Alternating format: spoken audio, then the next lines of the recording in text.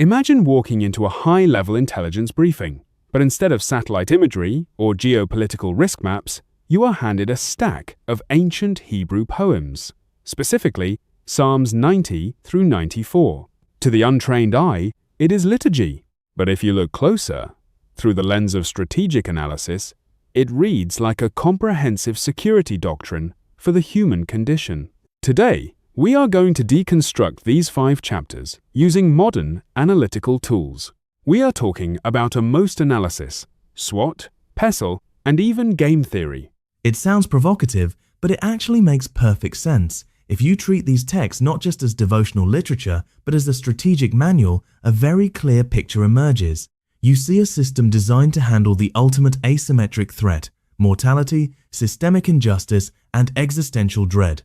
Let us start at the very beginning with the baseline constraint of the entire human operation, which is established in Psalm 90. Right, Psalm 90. It is often attributed to Moses, and it sets a grim stage.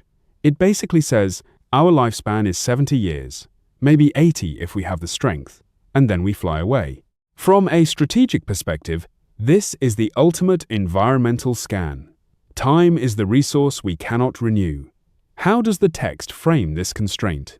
It frames it as a structural vulnerability. If we look at this through a most analysis, mission, objectives, strategy, and tactics, the overarching mission of the human actor in this ecosystem is to align with an eternal, unchanging reference point to overcome this vulnerability. The objective is to gain a heart of wisdom, as the text says, to number our days. The strategy is to seek divine favor to establish the work of our hands. And the tactics, it is about daily petition, alignment, and recognizing the boundary conditions of human agency. So, if Psalm 90 establishes the reality of our vulnerability, Psalm 91 feels like the deployment of a massive, high-tech defense shield. It is famous for its military metaphors, shields, bucklers, fortresses, and pestilence that walks in darkness. If we run a SWOT analysis on the situation described in Psalm 91, what are we looking at? The strengths are clear: absolute, impenetrable defense. The text talks about dwelling in the secret place of the Most High, which is essentially the ultimate safe house. You have tactical support in the form of angelic guardians assigned to keep you from even stubbing your toe. The weaknesses, however, lie in the human asset. The asset is fragile, susceptible to terror by night and arrows by day. The opportunities involve leveraging this divine alliance to achieve total security and dominion over threats, symbolized by trampling the lion and the cobra. And the threats? The threats are asymmetric and invisible. Pestilence, snares of the fowler, sudden destruction. These are not conventional armies marching in broad daylight. These are systemic, stealth threats. But the SWOT shows that the strength of the defensive alliance completely neutralizes these threats, provided the human actor remains in the shelter. That brings us to Psalm 92, which reads like an intelligence update on the enemy's activities. It talks about the wicked springing up like grass, and workers of iniquity flourishing, only to be destroyed forever. Why do the adversaries seem to be doing so well initially? What is the strategic illusion here? The illusion is a classic intelligence failure on the part of the adversaries. They mistake temporary prosperity for permanent victory. They grow like grass, which is quick but shallow. Meanwhile, the righteous are compared to the palm tree and the cedar of Lebanon, which grow slowly but are incredibly resilient and long-lived. This is a classic contrast between short-term tactical gains and long-term strategic viability. Let us layer in a pestle analysis here to understand the broader operating environment of these 5 chapters. If we look at the political, economic, social, technological, legal, and environmental factors, how do they shape this cosmic landscape? Politically, we see a clash of sovereignties.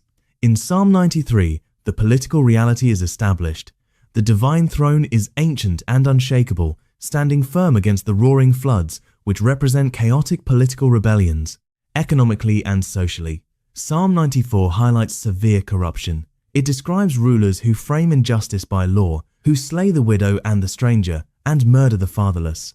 This is a society where the legal system has been weaponized by the elite to exploit the vulnerable.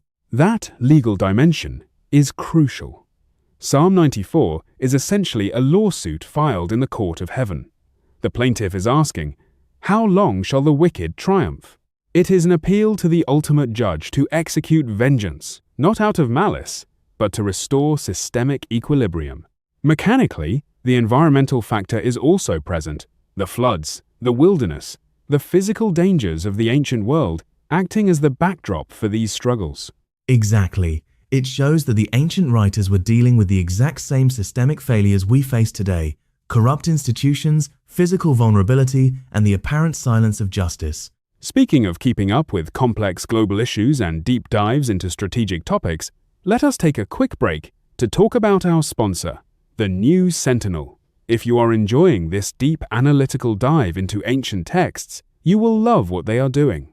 The New Sentinel is a podcast dedicated to providing in-depth discussions and deep dives into a wide array of topics, from the glitz and glamour of pop culture to the strategic intricacies of military operations. They cover it all. Each episode is thoughtfully crafted to offer listeners a comprehensive understanding of the subject matter, featuring expert interviews, detailed analysis, and engaging storytelling. Whether you are a pop culture enthusiast or someone with a keen interest in global security, the New Sentinel has something for everyone. Tune in to stay informed and entertained.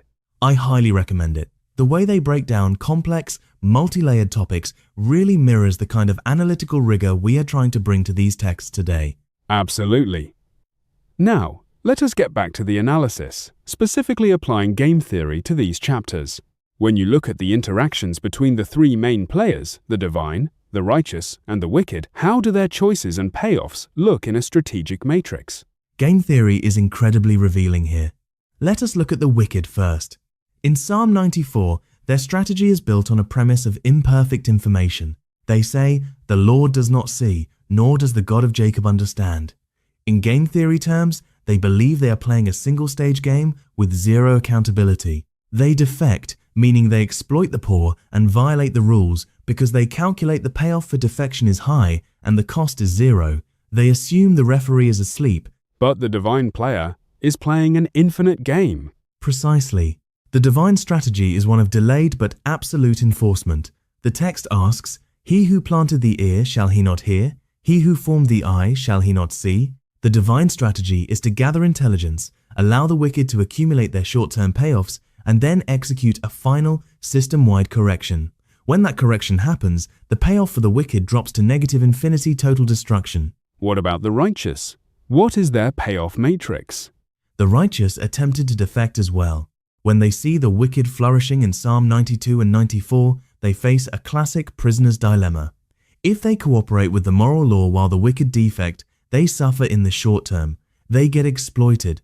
The temptation is to join the defection. However, Psalm 91 and 93 alter the payoff matrix by introducing a massive security guarantee. By offering divine protection and promising ultimate justice, the divine player incentivizes the righteous to play the long-term cooperative strategy. The payoff for faith is survival and eventual vindication, while the payoff for joining the wicked is temporary gain followed by ruin. So, the divine guarantee in Psalm 91 is essentially a mechanism to prevent the collapse of cooperative behavior among the righteous. It is a deterrence model. By promising to step in as a shield and fortress, the divine player assures the righteous that their cooperation is not a losing strategy. Yes, it is a stabilization mechanism.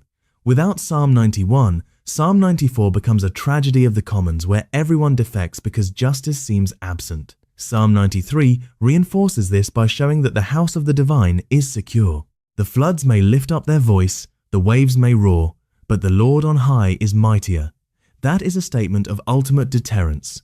It tells the rebel actors that their rebellion is mathematically futile. It is fascinating how these chapters build on one another. Psalm 90 sets the timer, "Our lives are short." Psalm 91 gives us the defensive armor. Psalm 92 shows the contrast between the short-lived grass and the long-lived cedar. Psalm 93 shows the stability of the throne amidst chaos. And Psalm 94 is the active conflict where the system is tested and the call for justice is made. It is a complete strategic cycle. It starts with the vulnerability of time, moves to the defense strategy, analyzes the competitor's weakness, asserts sovereign control, and addresses the crisis of governance. As we wrap up this briefing, it leaves us with some profound questions. In a world where the rules of the game often seem rigged, and where the short-term payoffs for exploitation seem so high, how do we build systems of resilience?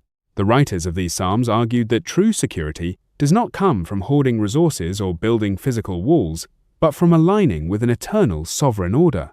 It forces us to ask ourselves, are we playing a finite game for short-term gain, or are we investing in the infinite game? The answer to that question dictates our entire strategy for navigating the chaotic floods of life. A sobering and deeply strategic note to end on. Thank you for walking through this intelligence report with us. Until next time, keep analyzing the parameters, watch the trends, and stay secure.